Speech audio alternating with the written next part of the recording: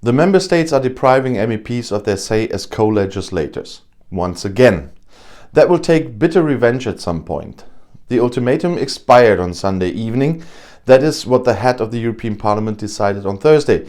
Had there been a Brexit treaty by then, the European Parliament would have dealt with ratification in a special session.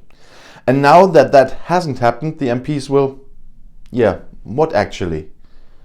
With good reason, the declaration does not announce any concrete consequences.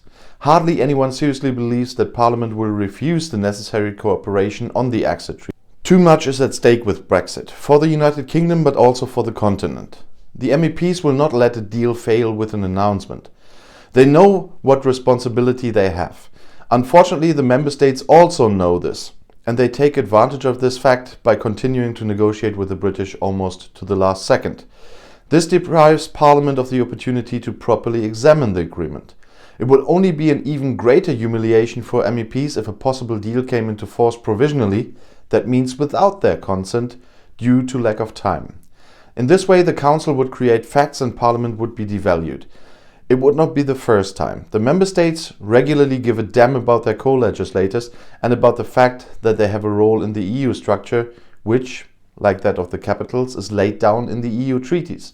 This was also the case in the summer of the dispute over the EU budget, when the member states presented their laboriously negotiated solution to Parliament, combined with the announcement that serious improvements were out of the question. It could run similarly with the Union's new climate target, where the EU countries have spoken out in favor of a reduction of at least 55% of net emissions.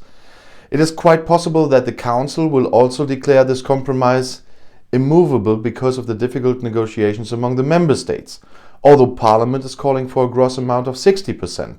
That means without taking into account that CO2 can also be removed from the atmosphere again, for example through afforestation.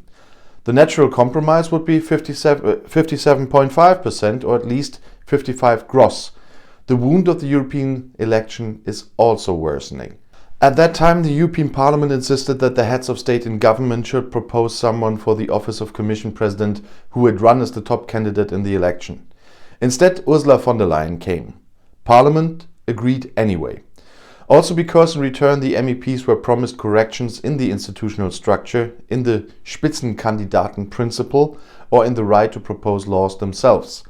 Nothing has happened since then. Parliament lets it happen to itself. On the one hand, because of the treaty-mentioned sense of responsibility, but also because the MEPs often do not agree with one another. You can see that now with the Brexit ultimatum, and no sooner had the ultimatum been decided than the first came forward warning, with such an announcement you are giving your own influence out of hand. But constant disdain is a slow-acting poison, even if not now with Brexit. At some point the moment will come when Parliament seriously refuses to cooperate with the member states. And there is every reason to. And before many Brexiteers come now again with the undemocratic EU, first of all, it's bullshit. And you should see how serious I am if I use a word like this in one of my videos. The heads of state and government all represent a democratically elected government in the member states.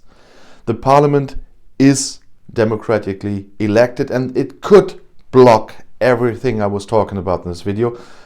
The people are just too responsible to do that. The point is that one that I was talking about all the time.